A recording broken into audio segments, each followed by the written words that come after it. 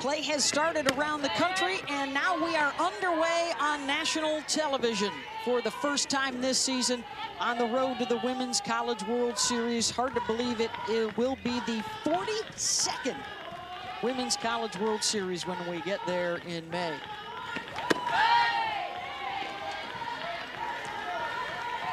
Let's check out the starting lineup for Texas. Of note is Alyssa Washington, the first time ever at Texas and the first time for Coach Mike White. He has named a team captain. She is the veteran leader of a lineup with a lot of sophomores and freshmen. This is a team that's very versatile defensively, offensively. They have a lot of speed. They really like to stir the pot, and that's kind of the way that Mike White likes to coach. Very aggressive mindset. They are facing Taylor Tinsley, the sophomore right-hander from Lawrenceville, Georgia, who threw just about 45 minutes ago and closed out the Maryland win with 3 strikeouts to end that close game.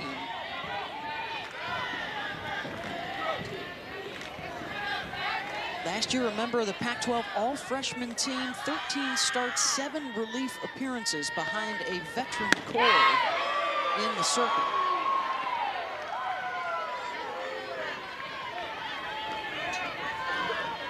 Texas has also already played a game today, 19-0 over USD. Mac Morgan threw a no-hitter for the Longhorns as they got their season underway.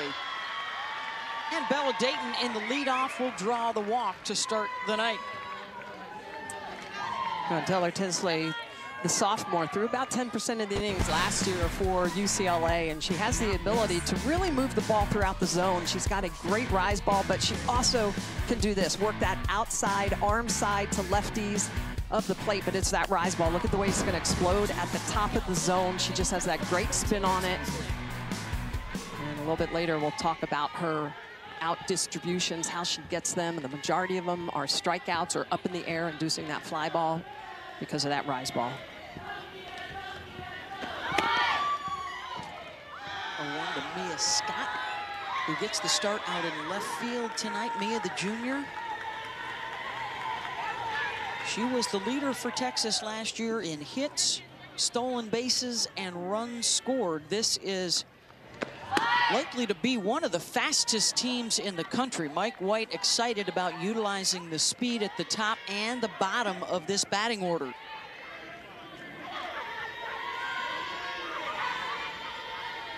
He likes to apply that pressure to the defense, to the pitcher.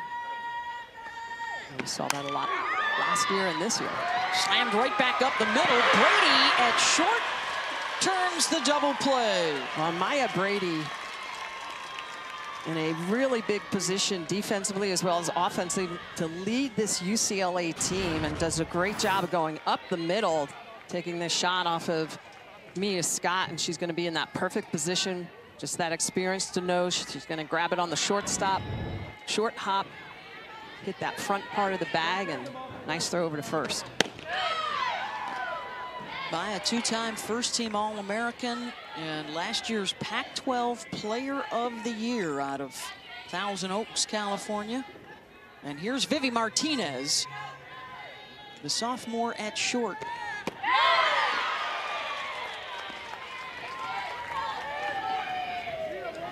Vivi out of Tolleson, Arizona, a member of the All-Big 12 freshman squad last year. She set the school rookie RBI record with 52.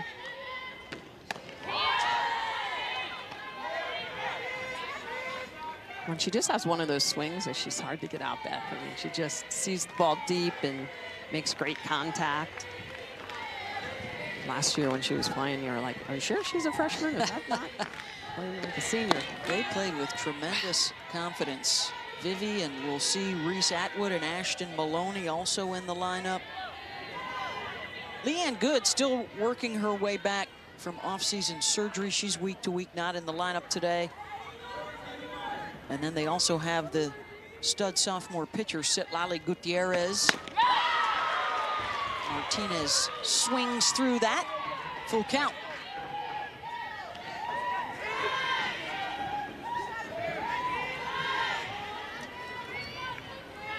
Taylor Tinsley really trying to mix speeds, knowing that Martinez can see so much. Gets her with the ride for the UCLA Bruins. The one to watch is in the 2 spot tonight. Maya Brady, the lefty shortstop, last year's Pac-12 Player of the Year, as well as the Pac-12 batting champ with a .456 average.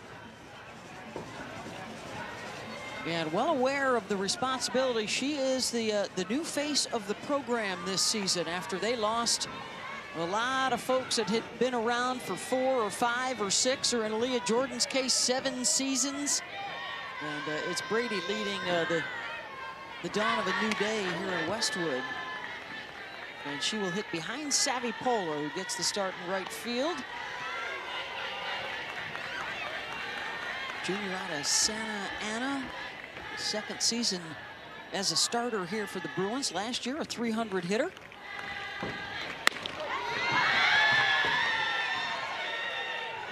Takes a look at a strike, 1-1.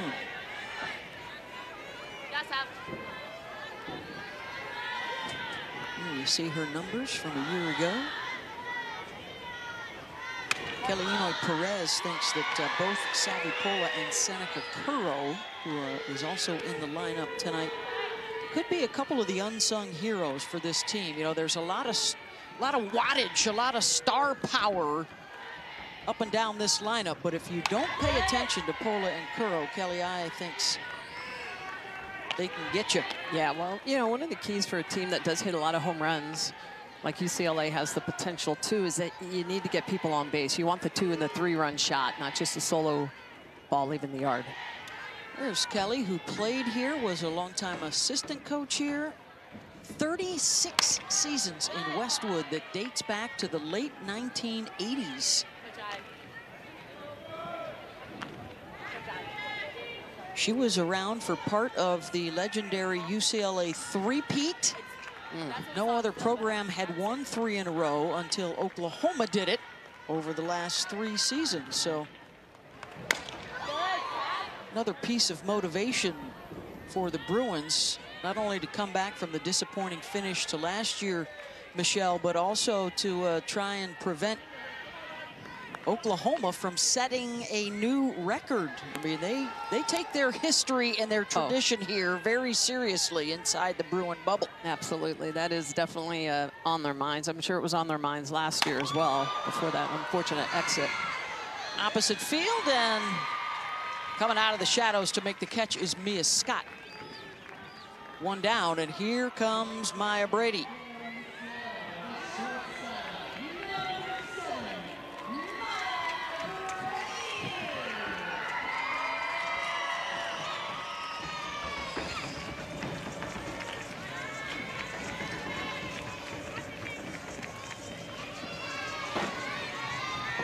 Highly touted coming out of high school, where she was the #2 rated prep. Has not disappointed in her years here at UCLA with the numbers that she's been putting up. And now it's all about that chase for a championship to try and close out her career.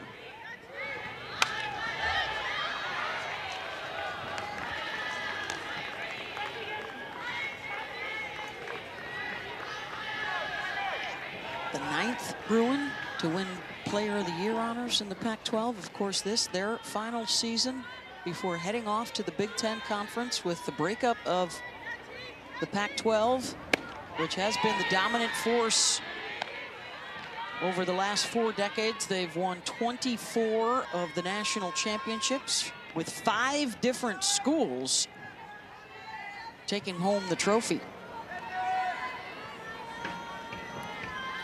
So much history in the stadium, I'll tell you. And the names, you look back over the greatness here at UCLA, the Olympic teams for Team USA, just so much. And Maya Brady first coming in and playing some outfield because there was so much talent on those UCLA teams.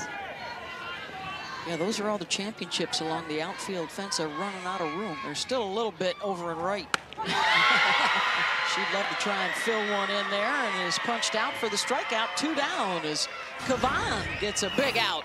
in her first appearance. Well, this is a big strikeout for the freshman. She's going to go to that arm side of the plate. She's got a little bit of off speed on this, and Maya Brady, having never seen Kavan, not sure what she's throwing, and that off speed just kind of comes in and hits that outer half. Really big strikeout for the freshman.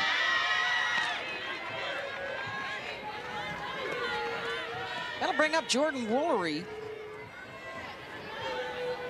sophomore out of Walnut Creek, last year's Pac-12 Freshman of the Year. Spends time at the corner infield position. She gets the call at first base today. Unfortunately for UCLA, they have already suffered an injury in that Maryland game earlier. Janelle Mionio left with an injury. She is not in the starting lineup for the nightcap, so Kelly I has had to move a lot of folks around to different spots, including Jordan. That's part of the adversity that UCLA had last year as well. A couple of key injuries that affected them late in the season.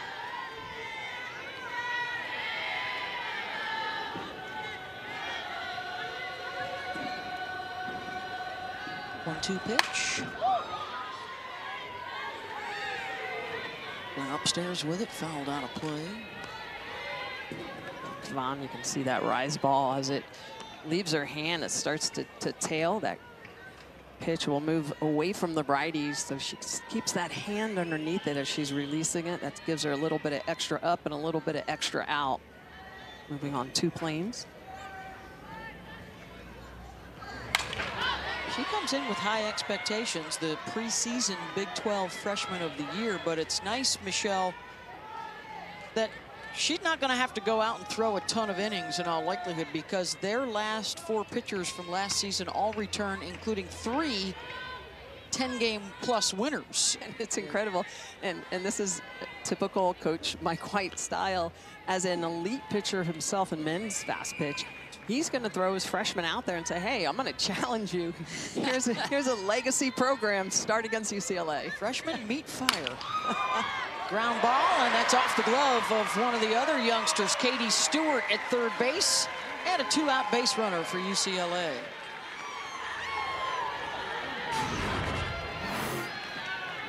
Woolery continuing to battle. Gets a good look at Kavan, and this ball is just going to take a hop. That's probably one that Katie Stewart needs to get, but the freshman over there at the hot spot, looks like she lifts her head just a little bit. Well, you know there's some nerves. It's absolutely your opening day at Texas. You're playing at UCLA, where so many greats have performed. Here's Megan Grant, sophomore who was second in the Rookie of the Year voting to her teammate Woolery last year. Those two put on a show, set a new freshman RBI record, which is saying an awful lot with all the history here.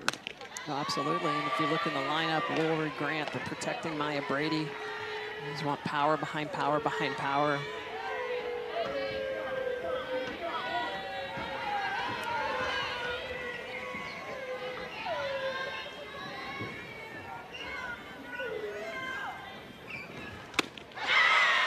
Kavan gets the swing and the miss.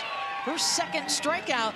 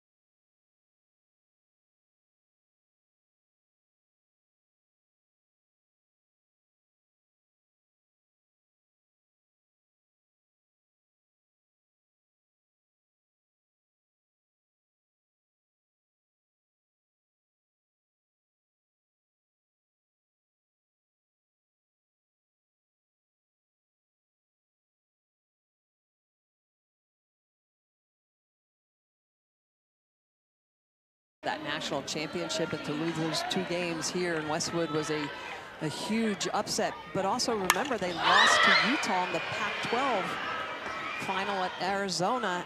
Their last 3 games, they had the lead going into the 4th inning and lost all 3 of those games. So it definitely was a letdown for them, and it's a big part of what motivated them through the summer and into this year.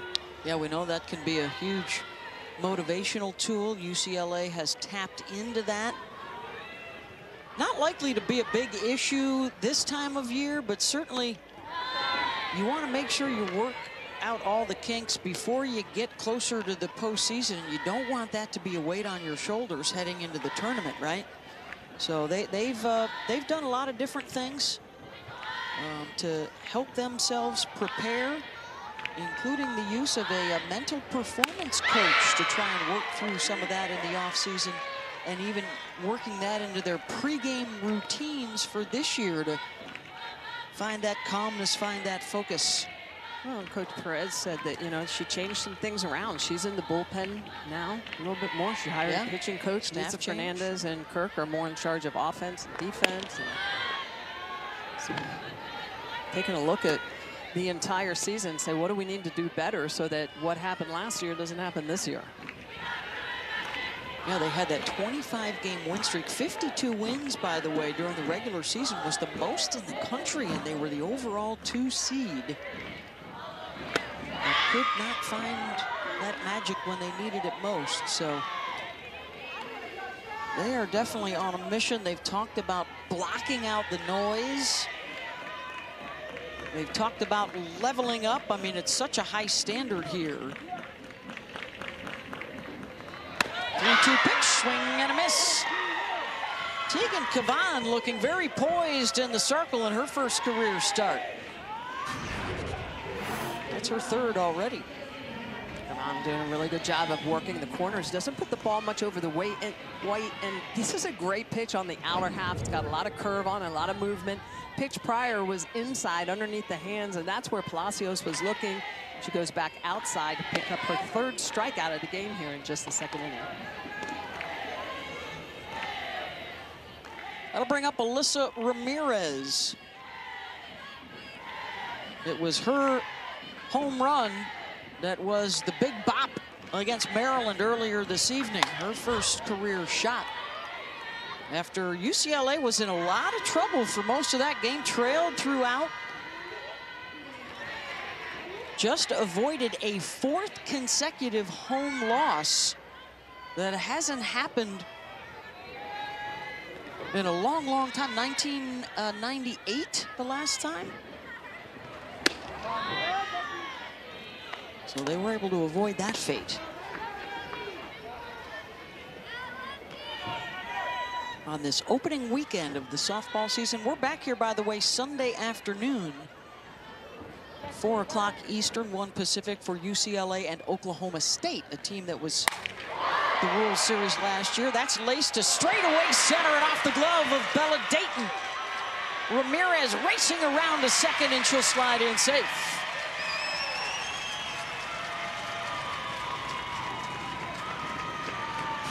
That was a rocket off the bat. Yeah, Ramirez just gets all into this pitch.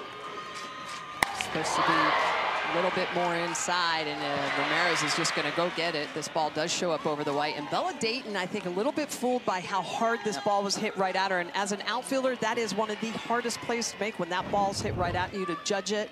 It starts to lift just a little bit, and Ramirez is going to get herself a double here with 1 out in the 2nd. RBI opportunity for Seneca Curro. Senior out of Verona, California. She was the starter early at shortstop, and then one of the players you mentioned suffered an injury. Out in front. And with the pass ball, Ramirez to 3rd.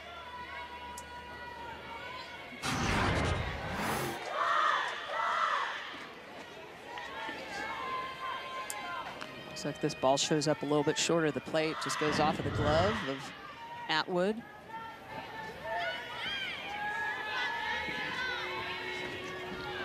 See if Kavan can take care of this herself here. 0-2 pitch, got her. Strikeout number 4, 2 down. It's good velocity by the freshman, really working the edges. Got herself in trouble with Ramirez when she was a little bit too much on the white. This is a curveball. Again, with that double movement, it's going up as it's moving away from a right-handed hitter, and just a lot of English, a lot of movement on that pitch. 4th strikeout of the game for the freshman. Checked foul by Jadlyn Alchin. The transfer from Washington, who was expected to start out in left field. She did in the first game tonight, but due to the injury to Janelle Mioño, has moved to center tonight. 4 years with the Huskies, and now her final season here at UCLA.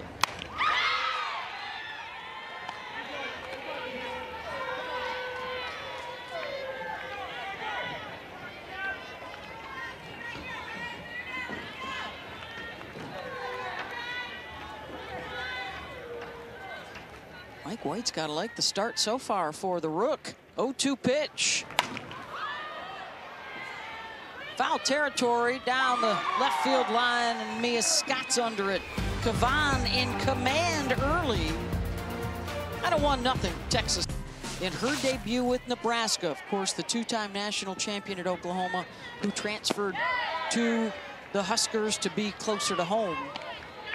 And hopefully that is not going to be an extended stay on the DL. Yeah, well, saw on Twitter or X earlier that she was out taking some ground balls, yep. But the quote from Coach was that she was going to be, they're going to be careful with They'll her. take it, yeah. Yeah, exactly. They'll be very conservative with when she might be able to return. Katie Simmons leading off the 3rd here with a base knock. Bottom of the order here, 8-9, and then back around to Bella Dayton. Well, here is Ashton Maloney in the 9 spot out of Liberty, Missouri. She led the team last year with a .383 batting average.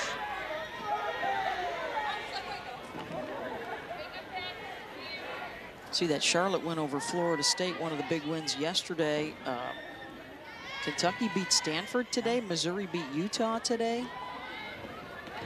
Virginia Tech over Auburn, Indiana over Oregon, some good stuff. Boise over Northwestern, a team that was at the World Series last year. Yeah, a lot of parity. Hopefully we'll see some of that in Clearwater.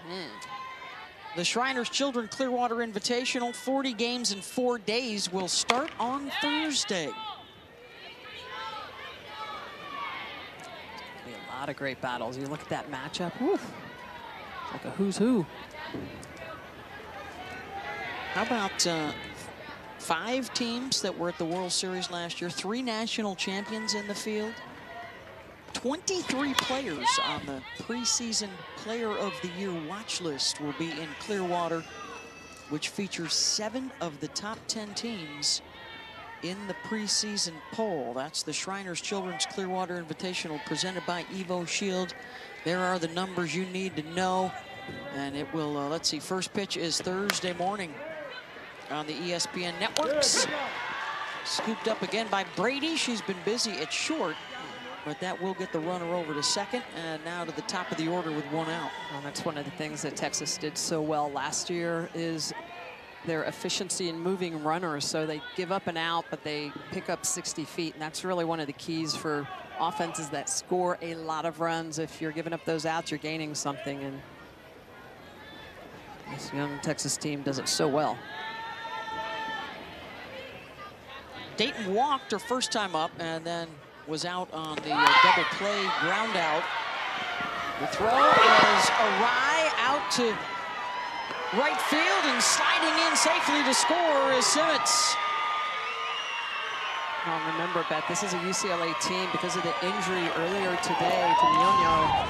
They are all out of position. And so Woolery over at first base is typically at third.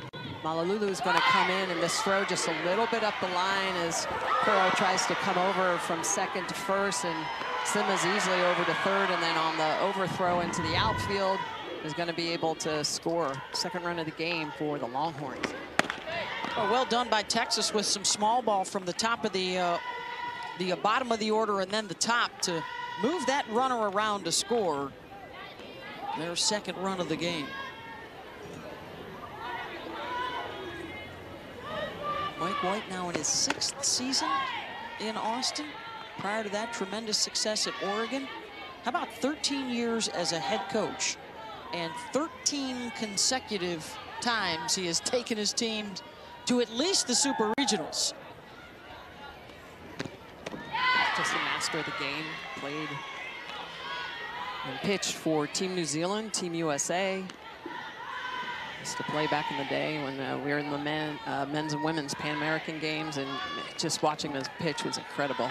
There you see the 6 times to Oklahoma City, 5 with Oregon, and returning Texas to the promised land as well. Now, this is a Texas team last year that was very good, did not play their best at the end of the year, and they're very upset, obviously losing to Tennessee. A really good Tennessee team. A very good Tennessee team, but, you know, speaking with them, they were 100% sure that they could beat that team, just didn't feel like they played their best.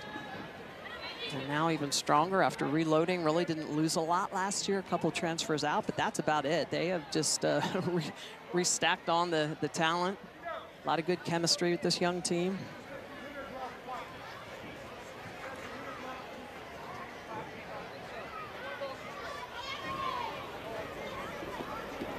And now Mike having a conversation.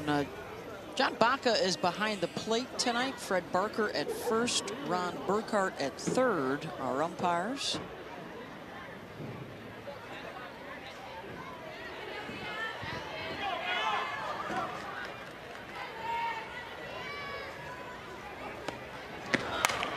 Scott off of Tinsley, the ricochet, backhanded by Brady, fires a first, got her. As Woolery was able to keep her foot on the bag to get the second out. Dayton moves over to second base. Ball off of Tinsley, and I love the way that Brady is able to keep her eye on this, even off of the ricochet, very quick with the release, and because of that holds on a little bit too long. But look at the way that Woolery is going to keep that foot on the bag, go get the ball, most importantly, because with the runner on base, if that ball gets away from her into the dugout, it could be big trouble for UCLA, more runs, but a really good job by Jordan Woolery over there at first. And then the point to Brady to make the play. You may have noticed as well the runner stepping on that orange bag. One of the new additions this year around the college softball world is the double base. Over the last several seasons, far too many collisions resulting in bad injuries at first base. So you will see that an awful lot around the country and into the NCAA tournament. The base runner steps on the orange base. The first baseman or whoever's covering uses the white base. All right, so if you get a base hit onto the green, you can touch the white base, but any ball that touches the infield or is a ground ball, you have to touch that orange bag as you run through. Ripped foul.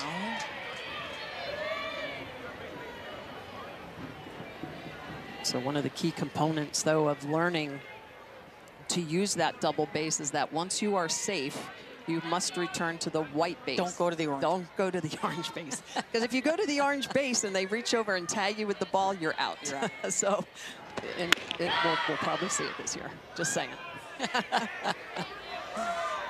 We'll take you through a lot of the changes there, and there are some significant ones around college softball. There is no action clock. But that is new this year in college softball. They still do keep time. The umpires do. You have 20 seconds, the pitcher and the batter, to get ready to hit. As Tinsley gets a big strikeout of Martinez. Very efficient. And the strikeouts have included Brady, Woolery, and Palacios. So Bruins will send up 9-1-2 here in the bottom of the third, trailing 2-0. Reese Atwood, the catcher for Texas with a solo home run, the big swing. Tessa Malauulu, the senior from Long Beach, who didn't play last year with an arm injury.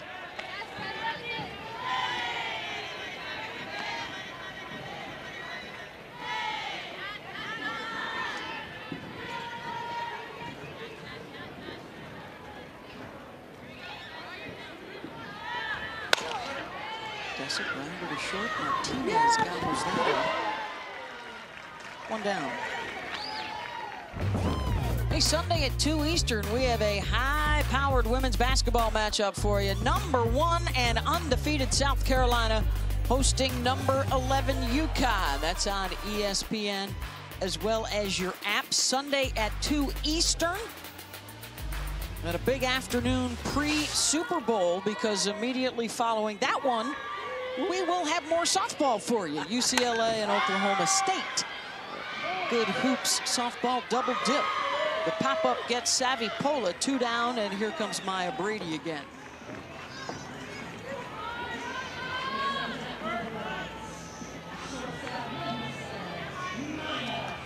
Well, you talk about efficiency for the freshman. She's been stellar. Brady struck out looking at an off-speeder first time up. Let's see how she adjusts. Second time seeing Kavan, and she got hit.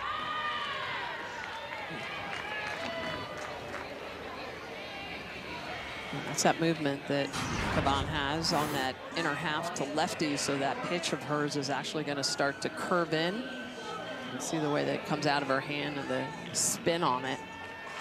Okay, hit that back kneecap. Yep. Never feels good.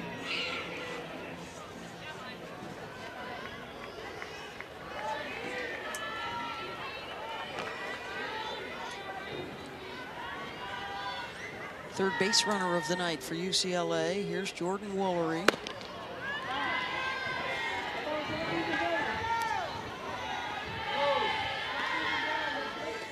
It'll be interesting to see how long Coach White lets the freshman Kavan go. One time through the lineup, starting second time through the lineup, see if there's any adjustments for UCLA. Oof, and that's the pitch right there, that off speed. And yes, Coach White talked about a little bit of a shift in the grip of that changeup, tough to see.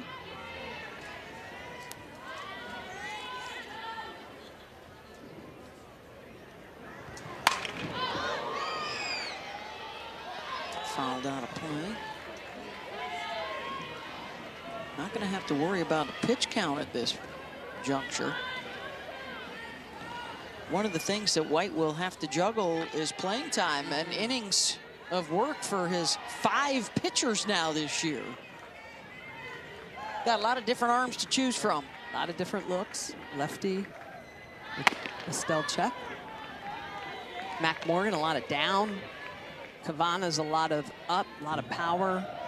She has been working that drop ball. Just a lot of weapons in that bullpen. Sophia Simpson, one of the best changeups in the game. Yeah.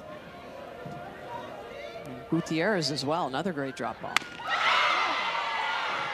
Woolery was fooled by that. Strikeout number 5 for Tegan Kavan. Welcome back to the Pac-12 on ESPN. Texas leading UCLA 2-0 as we head to the 4th. Kelly Inoue Perez, the head coach for the Bruins, now joins us. Kelly, 36 years at UCLA for you. What excites you about this newest edition of the Bruins? The newest edition of the Bruins. I'm just going to go with the 36 years have been an amazing ride. And it's every year, it's a great day to come up to the field and go to work. I'm fortunate. I always say this. I really say the key to truly enjoying and having success is to surround yourself with great people. And I've had a great ride. So life is good. I love coming to work every day. And Coach, this team has been used to adversity. You had the injury earlier today, so your defenses had been shift around a little bit. What do you say to your team when all of a sudden, second game of the season, you're having to make some changes? Well, you know, I think we all know this. It's a long season. Adversity is something that everyone has to go through, and I have, you know, all kinds of coach-isms, but, you know, when things happen, it creates an opportunity for someone else to step up. We said everyone was important, everyone had to get ready to play, and you know, this team is ready for that. You know, we have more than just just the starting 9. We have people to go in, and it's part of just going through the process of being, being resilient. So I think it's a long season. We got to be prepared. Injuries happen, unfortunately. So it just literally prepares another person to step up and have her back. Thank you very much, Kelly. Absolutely. Thank you. This is a UCLA team that prides themselves on being able to put people in different positions, and they had to do it last year and doing it so far here in game 2. Yeah, the injury was to starting center fielder Janelle Mionio, so several players have had to move around. There you see UCLA tonight, 1 for 11 with 3 lobs. Tinsley, 3 innings of work, the 3 strikeouts, also the home run ball to Reese Atwood.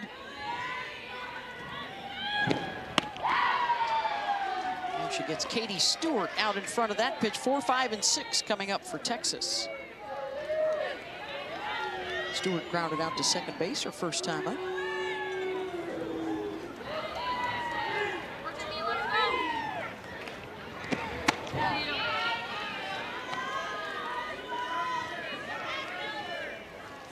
Part of that shift all the way around, that second run of the game that Texas scored.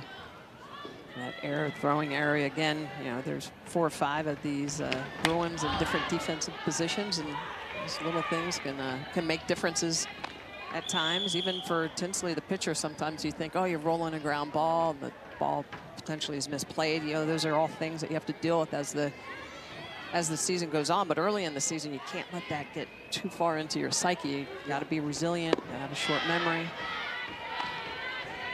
For so many new fans to the sport of softball, first of all, welcome. Yes. We're glad you're joining us.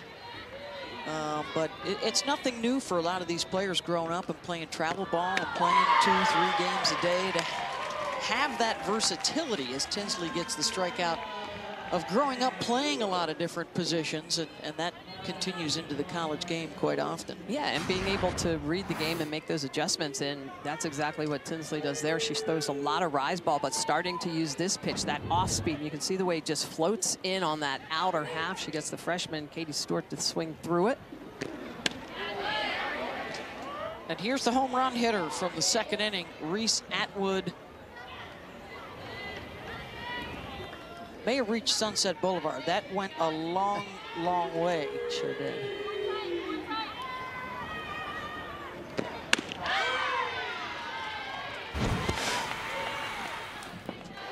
Here's another look at it. On a 2-strike pitch. Yeah, a 1-2 miss. It's supposed to be a rise ball out of the zone a little bit more, and it just stays right in that cookie zone, and Atwood just gets all into it. Chopped. Cut off by Malou, makes the play at third, 2 down. Well played by Tessa. That would have been a tough play for Brady to make off a high hop deep in the hole. And Atwood runs very well. So this is always what you want to do when you're in that third base position. Anything that is hit high as a third baseman, you want to take that line toward the pitcher. If that gets past you, you know that your shortstop's going to have a hard time. Malulu, really good job of cutting that off. This is Alyssa Washington, struck out looking at a changeup back in the second inning. And I think that's the pitch, the changeup that you just mentioned, Beth. I think that's the pitch that really is going to set Tinsley apart. If she can throw that pitch effectively, it'll make a big difference. Oh, and she gets, it's a coach's dream, especially a guy like Mike White, who's a pitcher himself. Talk to us about the depth that you have on this pitching staff as we enjoy this freshman here tonight. Yeah, we were fortunate enough to get all 4 pitchers back from last year, and they had obviously a really good freshman in Tegan, and we feel good. We got a lot of variety on the mound, and that should help us.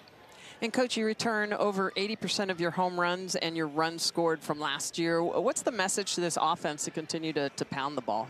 Just keep doing what we can, don't try and do too much. Obviously the home runs happen. Obviously Reese had a good one right there that last couple of innings ago. So we just can't try and do too much, I mean, obviously Tinsley's a really good pitcher. We just got to keep working hard right now. All right, thank you very much, Mike. We appreciate it. Thank you so much. Hook 'em.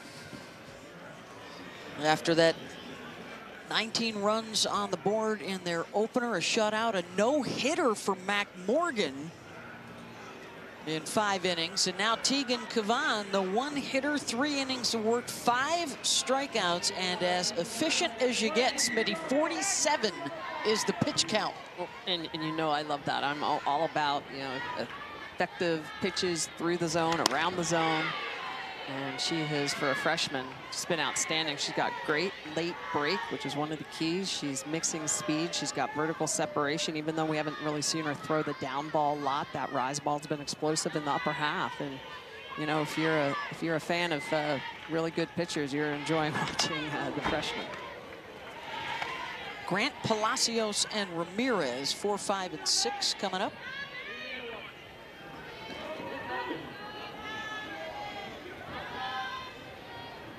Megan struck out on the screwball back in the first.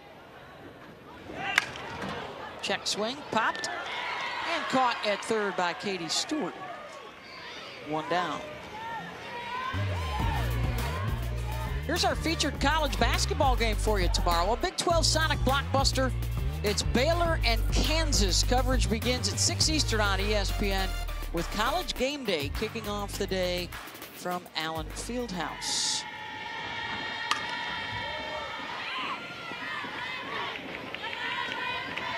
I think the other thing that's interesting about this start for Tegan is that this is her first collegiate start, and she's throwing against UCLA at UCLA. It's, you know, when you start painting the picture, any freshman you would think would be rattling, you know, in their spikes, and then she's just been effective. First pitch strikes, look at that, 9 of them. I mean, her efficiency is off the charts.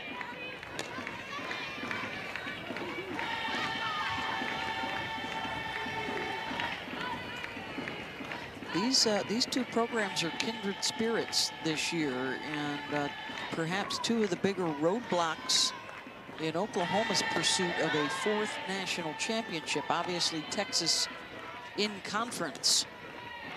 And these 2 opening up the season top 10 in the country. You would expect them to be in the chase again for those 8 spots at the World Series, where, of course, Oklahoma also expects to be.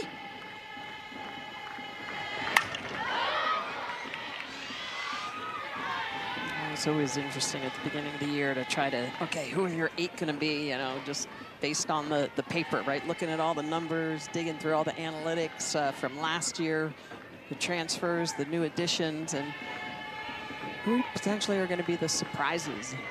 Well, let's see, Stanford, Florida State, Duke. There's 3 top 10 teams that have already lost this opening weekend.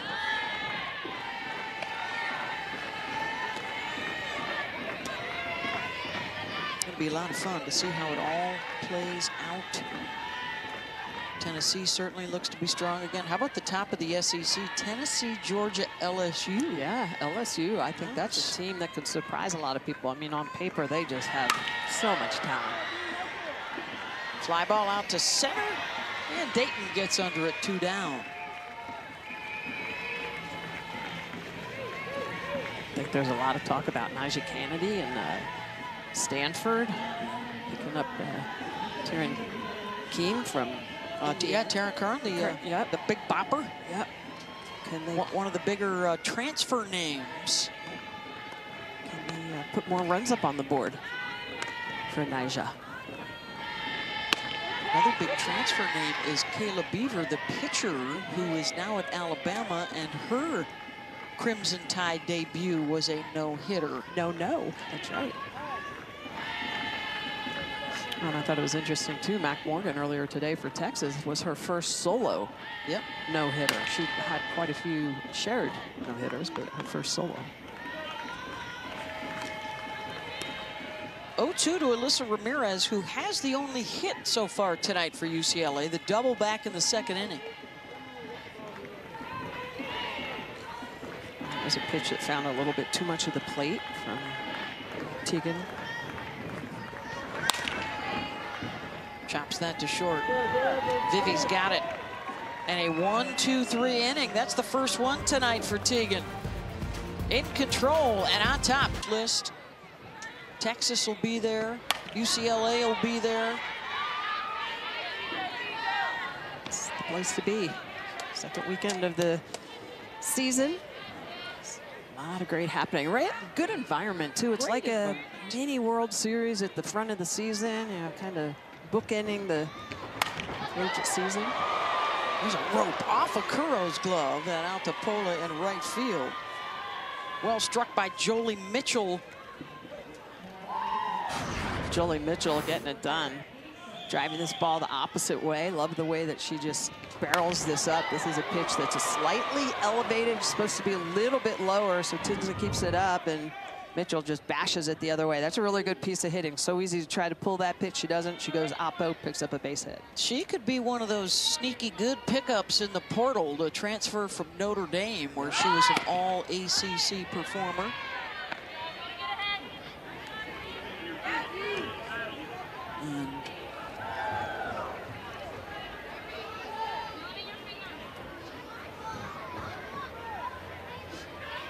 And that was her first at-bat at Texas. So she now has a 36-game streak of reaching base, a 16-game hitting streak that she carried over from last year in South Bend. Here's Katie Simmons, singled and scored in the third when they played some good small ball to get the second run in.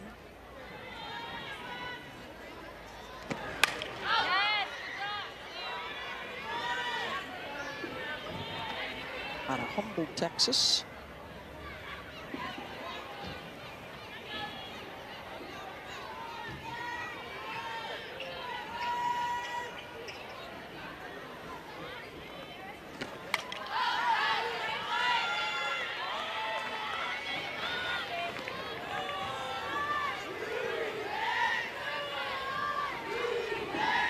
Simmons fouling off a couple pitches, down 0-2.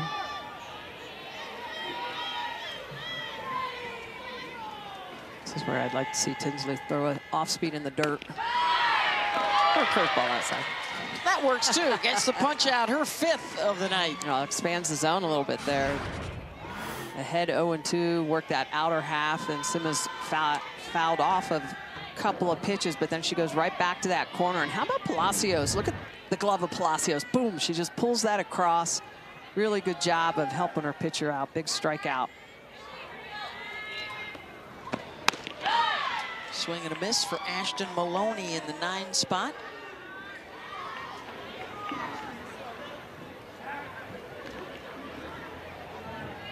Grounded to short her first time up.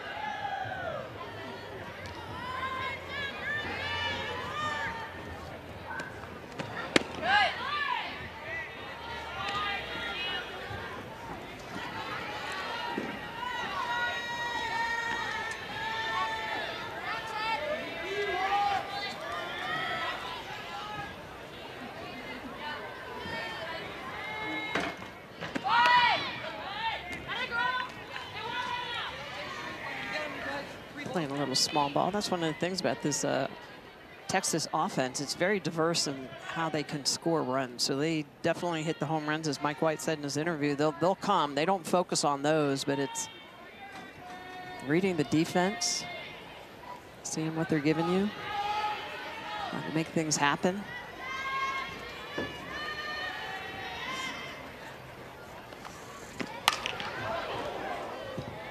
Foul towards White.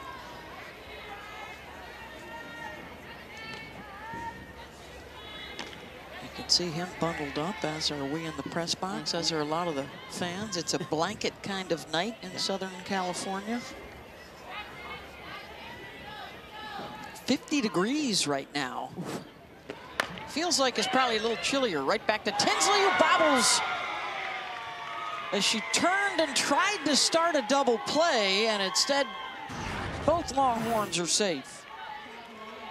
Tinsley, this ball hit right back to her, and she knows this is probably going to be a double play, and you can just see the way it spins in her hand. She just can't hold on to it. She sees her defenders where they need to be, and just sometimes that ball just slips out. So tough, especially when you know that that's probably going to be an inning-ending double play. See what she does after that defensive mistake.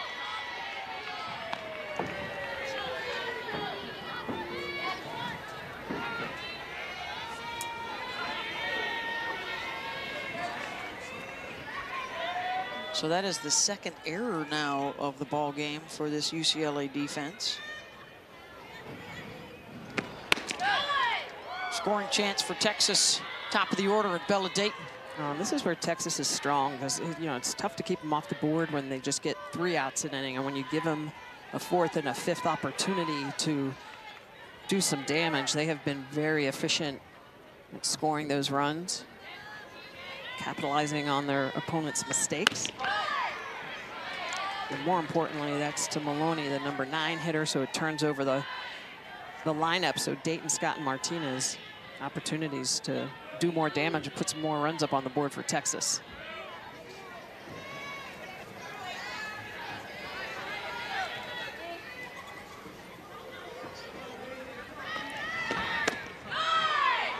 That one missed away. 2-2.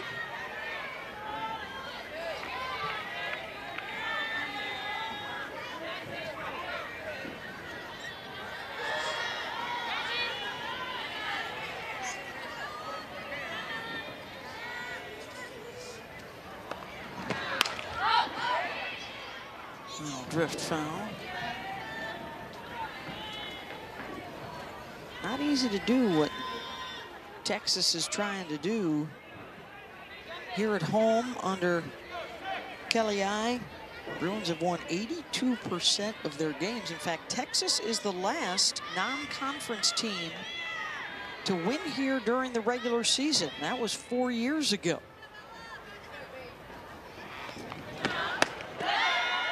Of course, they lost the 2 non-conference postseason games here to Grand Canyon and Liberty to end their season a year ago.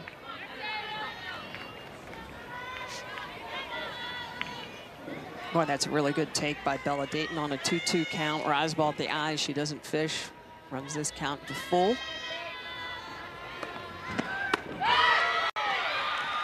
And she draws the walk to load the bases. That's the 2nd time she's walked, and the 3rd time now she has reached. Wow, and that is, again, another really good eye. Pitches close to the zone that Tinsley's really trying to get Dayton to fish, to chase those pitches out of the zone. So a good rise ball up, and she doesn't chase it. Screwball out. She doesn't chase it, picks up the walk to load the bases. Mia Scott, first pitch swinging. Mia grounded to short both times up back in the 1st inning. That resulted in a double play. Well, that's not something to say very often with Mia Scott. She's got speed. She has a lot of pop. Bases loaded, 1 out. Here's the 0-1. Scott, shallow fly ball, and that's going to drop in. 1 run will score. They'll try for 2, and thrown out at the plate is Ashton Maloney.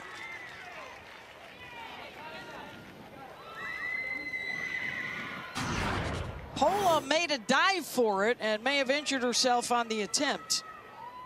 Mia Scott's going to get a pitch that's low and outside, a little bit off, just gets off the end of the bat. Nice effort by Savvy Pola out in right field, but the ball gets down, so easily going to score a run. Mitchell coming across, and Maloney, see the dive. Good job.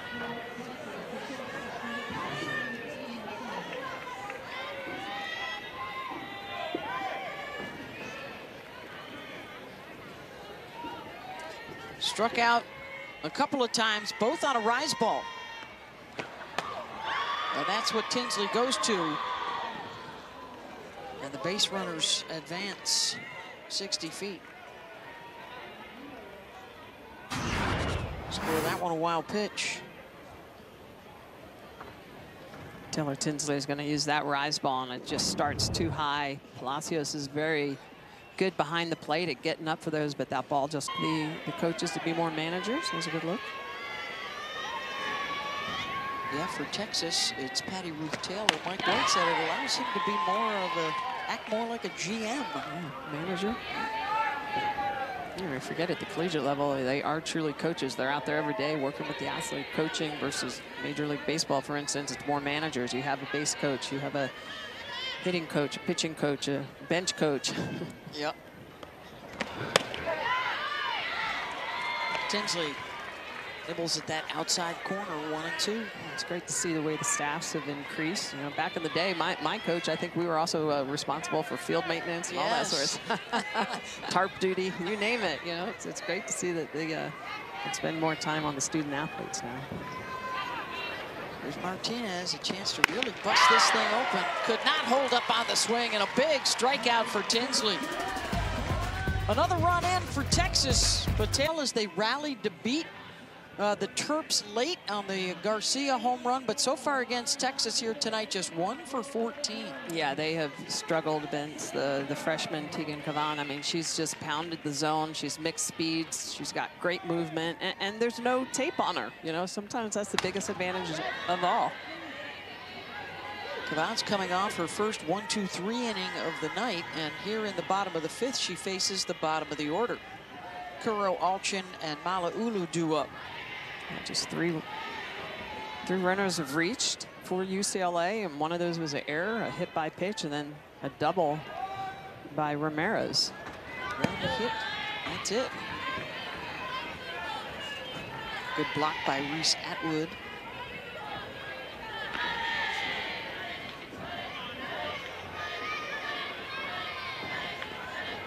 Who continues to stay efficient, does Cavan. She got Kuro on a curveball back in the 2nd. 1 of her 5 strikeouts. There's a slow roller to Alyssa Washington, 1 down. Not only do we have a really good softball game coming your way on Sunday, but we got a really good basketball game as well. UConn and South Carolina in one of the big showdowns of the regular season. The Gamecocks still undefeated, the only one left. And they are at home. That joint will be jumping. Karen Johns wishes she could be there, but she's with us here in the booth. Our That's right. stat woman extraordinaire. And one of our favorite former Gamecocks. We'll have UCLA against Oklahoma State. That'll be coming up on ESPN after that basketball game. Good one. Oklahoma State, so what, 2-0 to start the year? We got a doubleheader tomorrow, and you know, it's a young team as well. I think defensively, every player, maybe in a new position. It is that they may have gone through the most upheaval in the offseason of any of the teams I can think of off the top of my head. Yeah, it'll be a different player in each position to start out the new year. And of course, one of the other big transfers was Kelly Maxwell, the cowgirl, to Oklahoma, the Sooner, this year. She won her debut for OU. She beat Duke, 5 innings of work. Snared by Washington. Can't get it through the right side. Alchin retired, 2 down. Washington is so good. She's another one of those athletes that can play almost any position. We've seen her at shortstop, seen her all over the infield, but you can just see that she is just steady Eddie at second base. She can go up the middle, she can go in that 3-4 hole, and just her ability to smoothly get to the ball. You think it's going to be a base hit going into right field, and she'll scoop it up and make the play.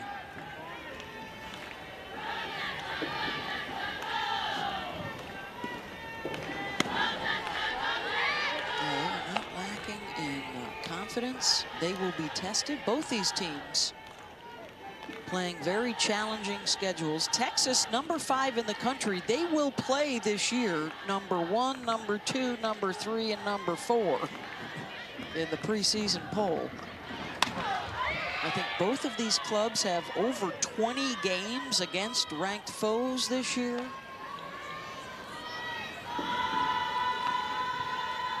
There you go. 44% of the games against rank. Clearwater next week. They play Tennessee, Stanford, Kentucky, Northwestern.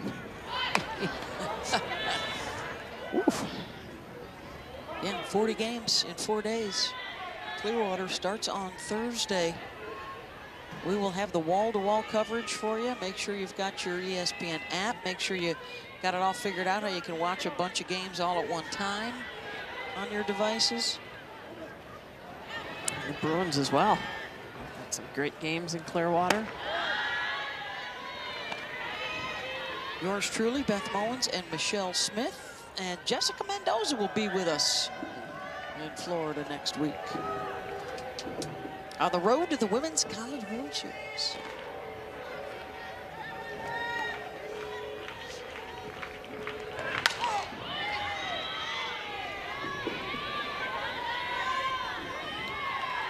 So many games. We got a whole group of analysts, right? Oh, we also got Amanda Scarborough. She'll be working with Mark Neely. We got Maddie Shipman. Yep. So, the great Tennessee Volunteer. Danielle Laurie. She'll be calling today. Yep. D-Lo with the Velo, as you like to call her. JDH, the JDH. Wildcat with the bat.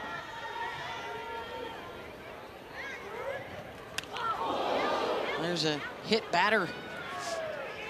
Malaulu. With 2 outs, a base runner to the top of the order.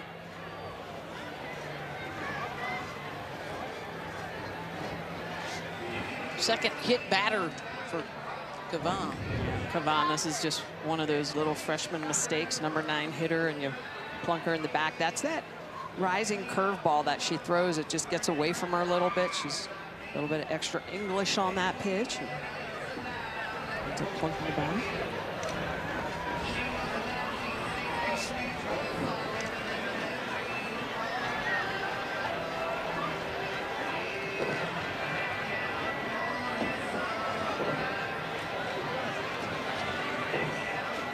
Reed Taylor coming out to talk to the staff.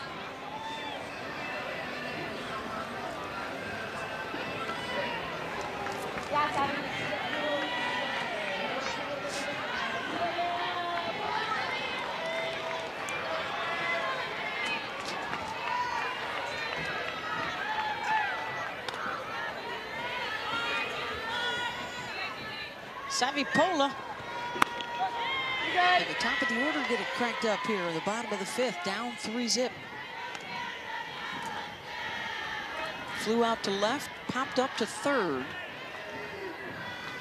Turns over the lineup. It'll be interesting. Every time someone else has gotten on base, a freshman has been able to come back and get a strikeout. Well, striking back to make the catch is Ashton Maloney. Woo.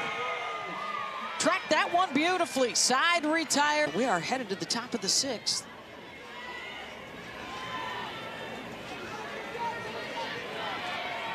And for the Longhorns, it's 4, 5, and 6 in the lineup. Here's Katie Stewart, a ground out and a strikeout on a changeup.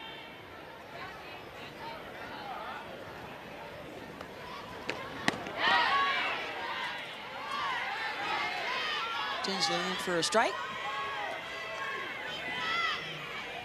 Be interesting to see if Stewart, freshman, can make some adjustments here in this 4-hole against Tinsley, her 3rd time.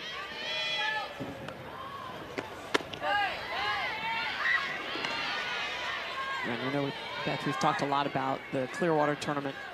Next weekend, I think one of the best parts of collegiate softball are these tournaments. This tournament, this game here is actually part of the Stacy Winsberg Memorial Tournament that UCLA hosts every single year. Started the season. Stacy Winsberg was a great outfielder for UCLA, national champion, and was actually our physical therapist during the 2000 Olympics in Sydney, and just an incredible person. Unfortunately passed away. Had some lung cancer battles, and but just an incredible athlete and person. So I love the way that UCLA memorializes her every year with this tournament and keeps her name alive. The early season softball, you tend to get a cluster of teams together in one spot, and they'll play 5, 6 games over the course of the weekend. Really for the first month of the season before they get into league play when March rolls around. So the Clearwater tournament next week, and then the following week is Palm Springs, which is known as the Mary Nutter. Mary Nutter is a big name in our sport for many years.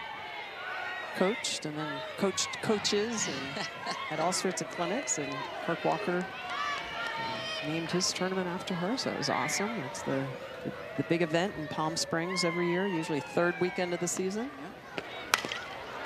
Of course, no softball in Paris this summer at the Olympics, but softball will be back in 2028 in Los Angeles and 2032 in Brisbane, Australia. The Aussies, of course, very good softball players as well. So there are some youngsters that may still be in college this year or maybe just out that would be in prime position to try and make that 2028 team as Tinsley gets the strikeout of Stewart, 1 down. That's her 7th. Tinsley's continuing to go back to that rise ball. It's been very effective. So she gets Stewart on a changeup in her 2nd at bat, and this time she's going to take her upstairs with that rise ball. It's just above the belt. Good late sharp movement. Picks up her 7th strikeout of the game. Well, she seems to be getting stronger. That's 3 of her last 7. And there's another rocket over the head of Pola. And they will be able to keep Reese Atwood to a long single, but she is stroking it tonight. Yeah. Reese Atwood just is so smooth. She just has that silky swing, and she gets all into the ball. A lot of power, keeps her hands inside the ball, outer half, and takes it the opposite way. Look at just no big stride, just a lot of good balance, and she just barrels this ball up. And Savvy Pola, I think she wishes she probably had this back. I think if she would have taken a little bit different line, she might have been able to catch that. Coming from the right batter's box, it's going to tail back at you when you're in right field. This is a tough ball to catch, but I think she realizes that spin on it got away from her a little bit. Washington drives one down the line out to left. 2 on with 1 out for Texas. This Texas team, you just can get things going very quickly. Washington behind Atwood. Those are 2 hard outs in the 5 and 6 holes. And you can see it's a changeup, and Washington is just a little bit early, but look at the way she's going to get that pass. Tessa Malauulu, who is way off the line. If Malauulu would have been on the line, that's possibly a double play ball. So positioning such a big part of the game. And remember, again, we talked about the defensive shifts and realignment they had to have because of the injury to Mioño in the first game. Pinch runner, Leanne Good out to second base. Texas now 5 of the last 9 have reached base. A run scored in the 5th and now a threat here in the 6th.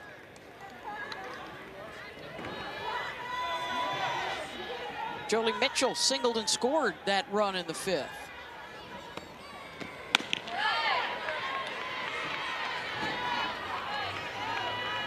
Pinch count inching ever closer to 100 on the night for Tinsley. Tinsley still some good pop.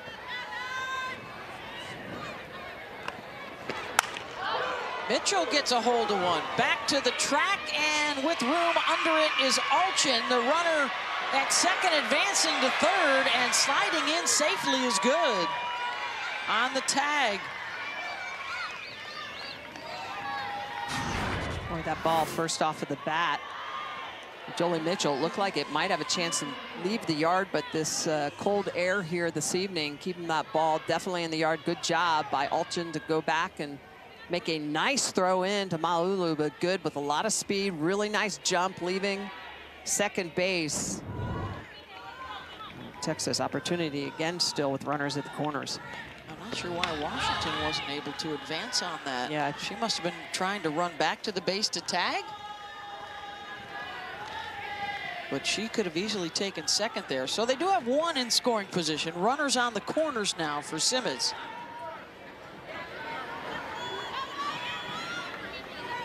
Yeah, a lot of times when you're at first base, something hit deep into the gap, you potentially want to go halfway when you're at first base, because if it does get to the wall, you potentially can score from first. But if it does get run down, then you have to retreat to first, and you have a hard time tagging up. So those are always tough positions.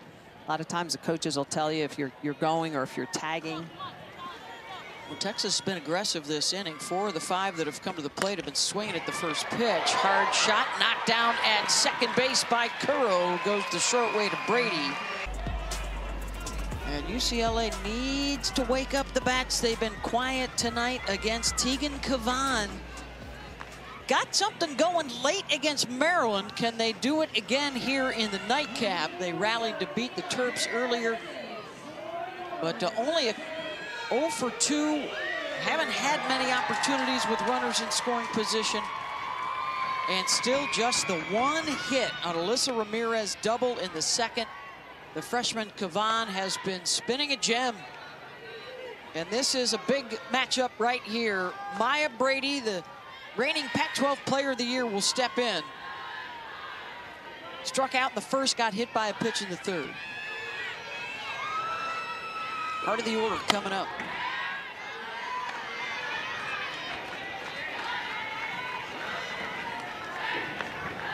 It's that third time through. See if Brady and UCLA will start to hunt certain pitches now that they have an idea of what Tegan Kavan will throw at them or will try to attack the zone.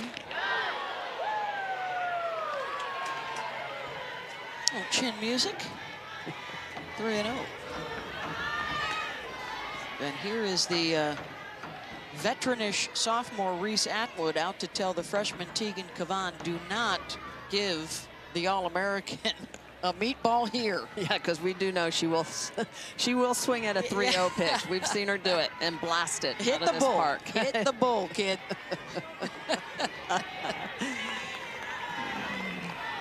Don't forget UCLA, Oklahoma State. Next on the docket Sunday afternoon at 4 Eastern. And Brady is aboard for the second time. Did that one hit her as well? Yeah, it looked like it went off of her elbow. So 3-0 pitch, they still try to challenge Brady on the inner half. And I like the fact that they are coming in on that inside corner on that 3-0 pitch. Just a little bit too close. And Brady working on her on-base percentage as well. Jordan Woolery, that will find the base of the wall. Brady racing around, they'll hold her up at third. And with nobody out in the bottom of the sixth, the tying run will come to the plate. Jordan Woolery, first pitch swinging, gets all into this ball on the outer half. She knows what she's hunting, a pitch low in the zone. She just connects. In fact, she hits it so hard. Again, look at that nice timing step. She comes back, gets that barrel through, drives it the opposite way, all the way to the wall. And a really good job by Bella Dayton to get that ball off the wall, bring it in. That's a long single for Woolery, and it keeps Brady over at third. Her first hit of the year, and she will be lifted for a pinch runner. She can return to the lineup. Liesl Osteen will come on to run.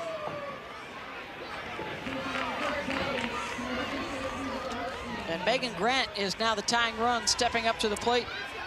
0 for 2, a strikeout and an infield pop-up.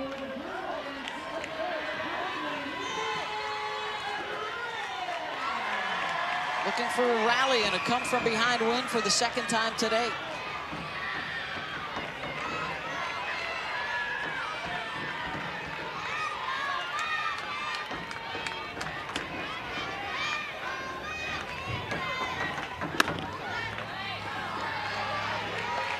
Last year for Megan, 15 home runs, 58 runs batted in. All the while playing 6 different positions. Only Taryn Kern had more ribs last year amongst freshmen around the country. 2-0. It'll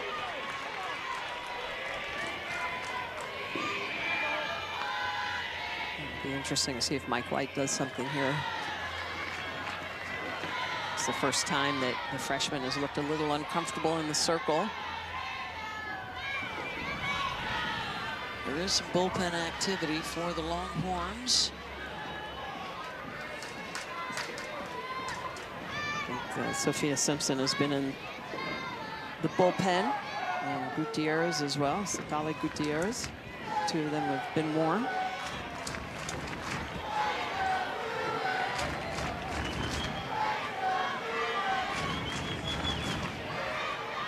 Just the second time tonight that UCLA has had a base runner reach third base. They went 0 for 2 with a runner in scoring position back in the second inning. And now 2 on with nobody out.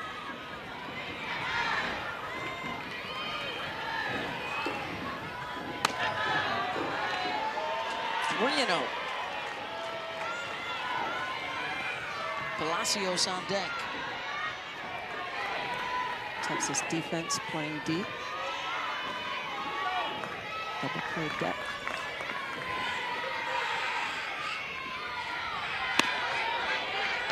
In for a strike, 3-1.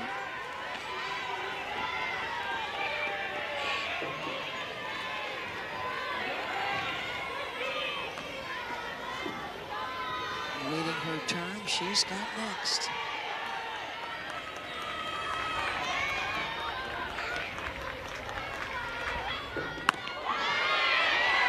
Full count.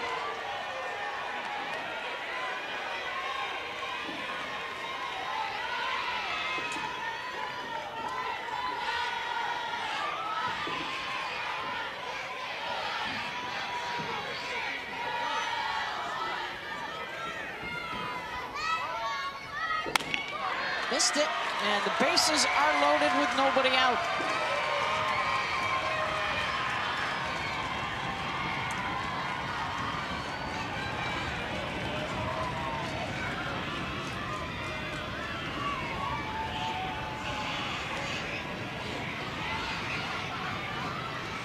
Looks like UCLA will get another pinch runner on over at first base. Lauren Hatch. It'll be an interesting decision to see what Texas decides to do here. Looks like Patty Ruth is out of the dugout. Oh, now she'll head back.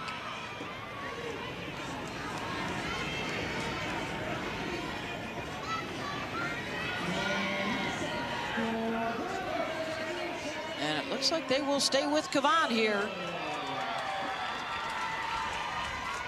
Against Charlize Palacios, the senior from Chula Vista.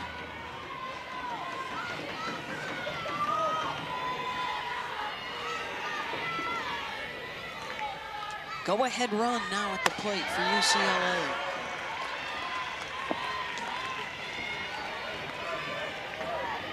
Started with a hit batter, Maya Brady, then Woolery with the single, and Grant the walk.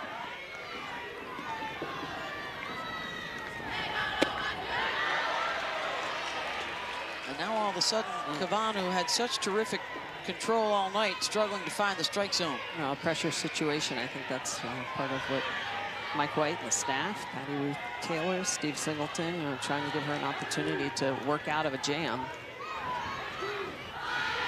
This is a tough one, though. And Palacios with a grand slam swing there.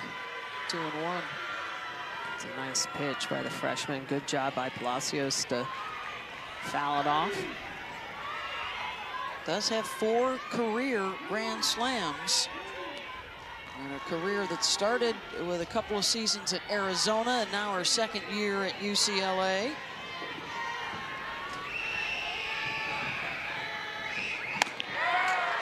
Lays off the rise at the eyes, 3-1.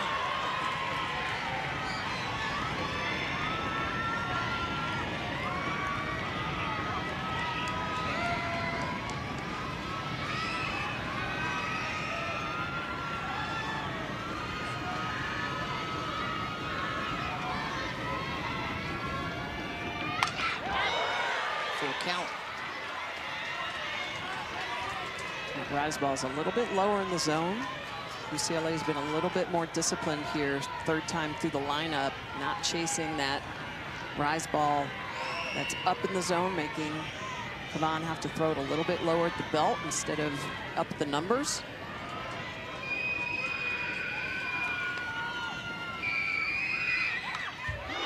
Just got a piece. And just missed it. Straight back off her back. It's the one you got to be wary of when you see them start going straight back. That means the hitters are typically just missing. Or do something a little bit different. 3-2's in the dirt, and that'll walk in a run. So the Bruins score, even though they have just the 1 hit in the inning, and the bases are still loaded with nobody out. 3 free passes this inning for Cavan, and that may do it. And you can see a lot of them are in that lower inside quadrant to right-handed hitters, but she can elevate a little bit. A lot of her pitches outside of the zone. Some of those ones at the top are actually like an off-speed rise ball that she likes to throw, but very good at working the edges and inducing those ground balls out with that heavy drop. Tying run is now in scoring position for UCLA, and it's Alyssa Ramirez who hit a home run against Maryland earlier tonight. Doubled in the second inning, grounded to short in the fourth.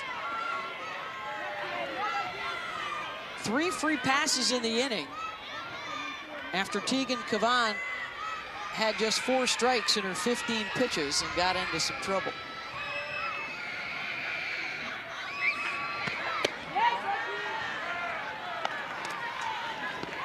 Tegan was terrific prior to that, Michelle, in her debut here with Texas. Yeah, really outstanding and controlled most of the game. It was just a 6th inning where she gave up those 3 free passes, but loved the 5 strikeouts and the 5+ innings of work, 92 pitches, worked from ahead.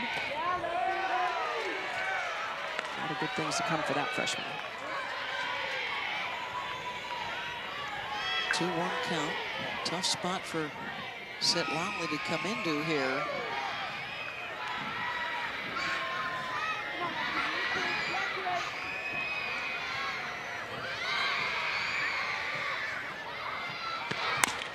Ramirez, slow roller to short. Martinez to second for 1, over to first, not in time, as Osteen scores from third to make it 3-2.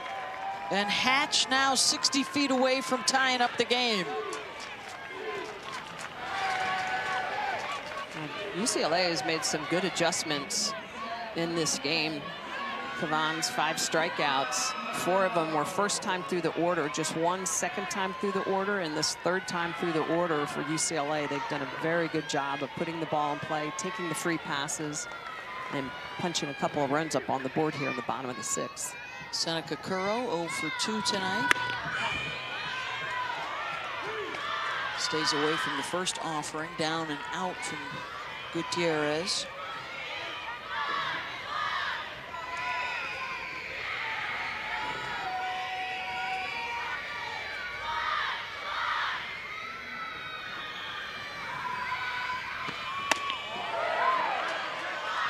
Plays off the rise as well.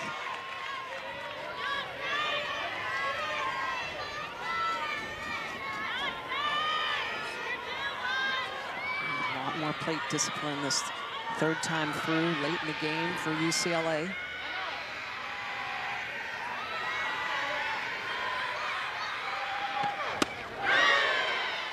Swing and a miss there, 2-1.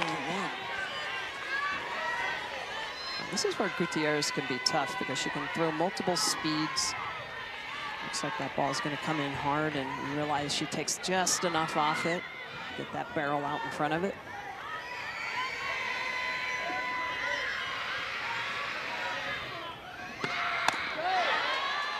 One.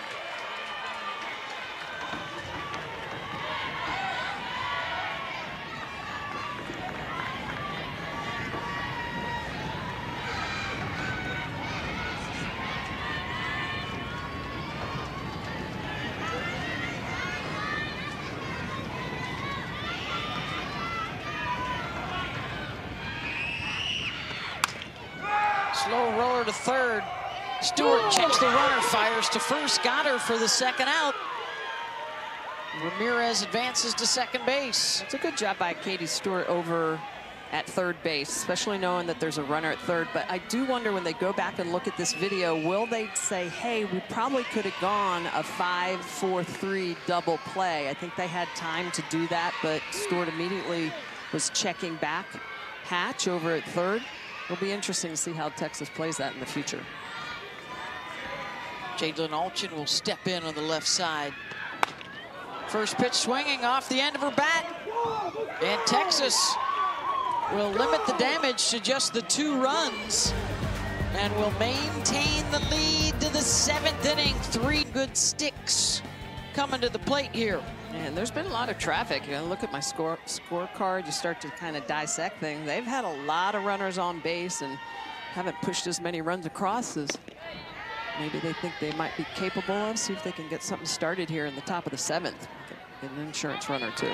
Yeah, who's got the clutchness gene tonight? Texas 2 for 11 with runners on base. They're 0 for 6 with 2 outs. That's the key. You need those 2-out hits. You need the RISP as well. Both clubs struggling in that position. UCLA's just 1 for 9 with runners on and 0 for 7 with 2 outs.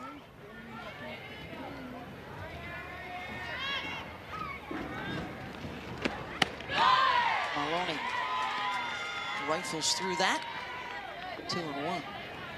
Tinsley, still good velocity on that rise ball. Still getting Texas to bite at it in the upper half. 2 UCLA errors behind her. Both of those were in innings when a run was scored for Texas.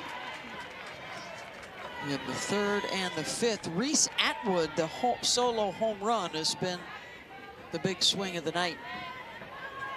Tinsley's composed. I mean, if you look back over last year as a freshman, she threw just about 10% of the innings for UCLA with those 2 aces in front of her. Maloney, a check swing fly out. 1 down. Hey, we got some college hoops coming your way tomorrow. It's a Big 12 Sonic blockbuster, and it's number 13 Baylor, number 4 Kansas. Primetime Saturday night, 6 Eastern on ESPN. Of course, it all starts with College Game Day, kicking off the day from the Fog. Allen Fieldhouse in Lawrence. Sunday afternoon, you can prep for the Super Bowl with some women's college hoops. UConn at South Carolina, followed by more softball here at UCLA Bruins and Oklahoma State. Backhanded by Tinsley over to first, 2 down. Great job by Tinsley to come out here and get these first 2 outs of the 7th inning, especially after her team just put a 2 spot up on the board. That's what you want to do. You want to shut down your opponent, get your offense back in that dugout with the bats. See if you can keep that momentum going. Tinsley knocks it down, and the backhand not fast enough to get to Scott. Well, just as I say that, ball goes back to her.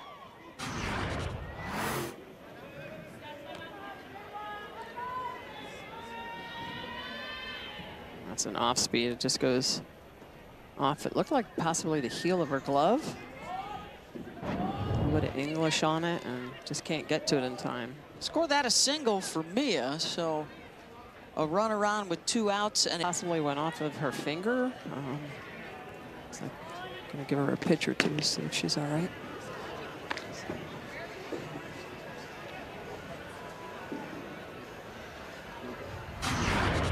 See if we can pick up where it hit her. Oh, yeah, hand got in there. That right hand.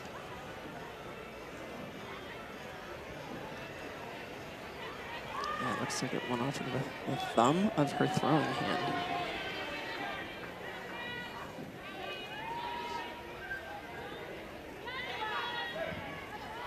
Yeah, might have even hit that first. Yeah.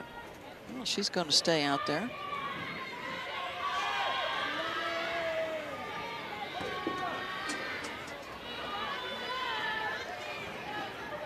Sometimes it is a little bit of a reaction. You're leaning in one direction, you know, so you reach with your bare hand instead of the glove. Whitaker steps in, takes a strike.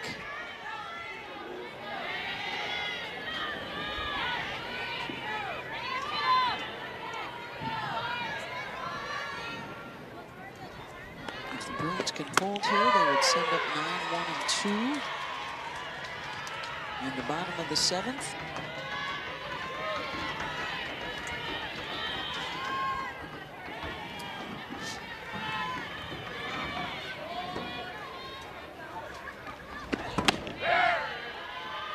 Whitaker with a lot of pop in her bat.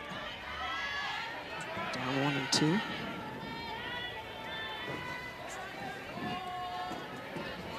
Trying to be the first hitter tonight to pick up a hit with 2 outs. Yeah. Not this time. Tinsley gets the strikeout. To the bottom of the 7th we go in a 1-run game. Will the All-American and Pac-12 Player of the Year get on opening day? This is a team with a lot of talent, a lot of experience. And really, the youngest aspect of this team is the pitching staff. And we've done a pretty good job this evening. Clean up a couple of errors, get some more timely hits. And this is the UCLA Bruin team that we're always seeing year after year. And on the other side, a chance for Texas to really come up with a tone setter to get their season off to a good start. A team that a lot of folks believe will be a contender for what would be their first national championship if they can make the run at the World Series. A finalist 2 years ago, succumbing to Oklahoma.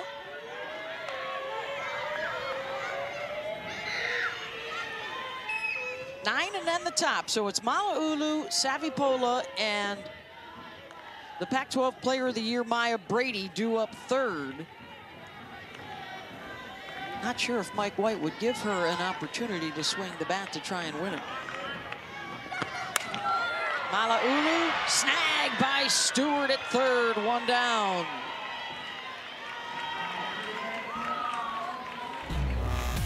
Hey, stick around. Coming up next at Sports Center, Nicole Briscoe and Max McGee amongst their conversation. Hey, it's opening weekend for college softball, if you haven't heard. Can Milwaukee get back on track in the NBA? And, of course, the buildup continues to Super Sunday. 49ers and Chiefs coming up next on Sports Center. Top of the order in Savipola. 0 for 3. Just the 2 hits for UCLA.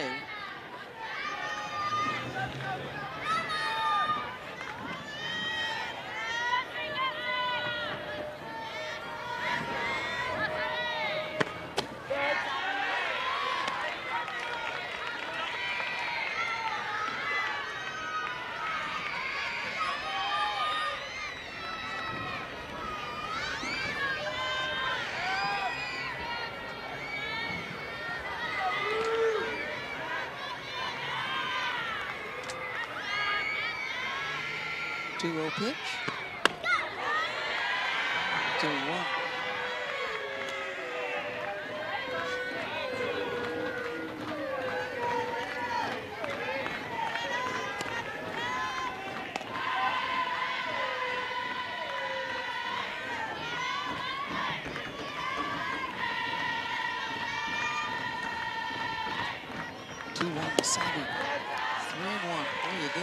Here, it'd be a lot harder to pitch around Brady. Yeah, we have a choice, especially with Woolery and Grant.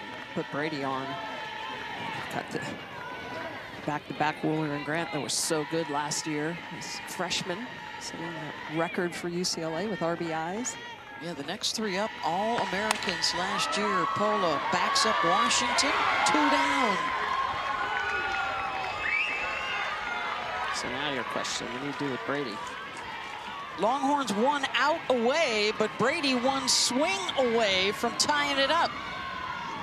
I think you have to go after Brady in this situation. You can't give her a meatball, of course, but you have to go right at her. She's the Pac-12 Player of the Year. You know she's got a lot of power, but Woolery and Grant behind her can also end up winning the game with the swing of the bat if Brady gets on base. 18 home runs last year. She flirted with the Pac-12 Triple Crown deep into the regular season. And she takes a strike from Gutierrez.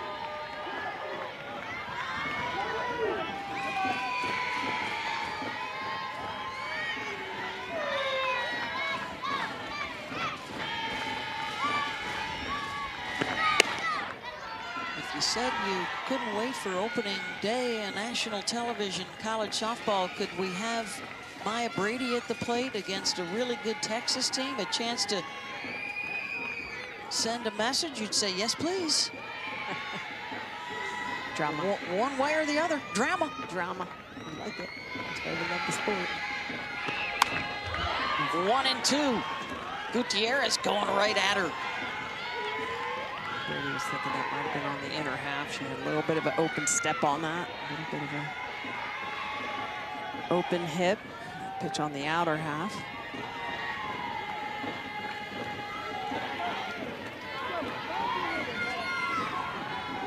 Bruins down to their final strike.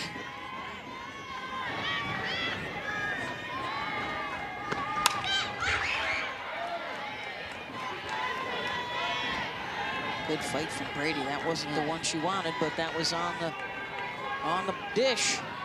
So good at having just complete coverage. She sees almost everything, including the kitchen sink thrown at her.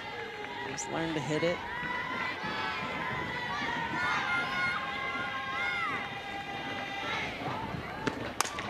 One, two. Gonna have to leg it out. Gutierrez flips in time, and Texas holds on for the win, and they beat UCLA 3-2. It's the first regular season non-conference win here at UCLA since Texas did it 4 years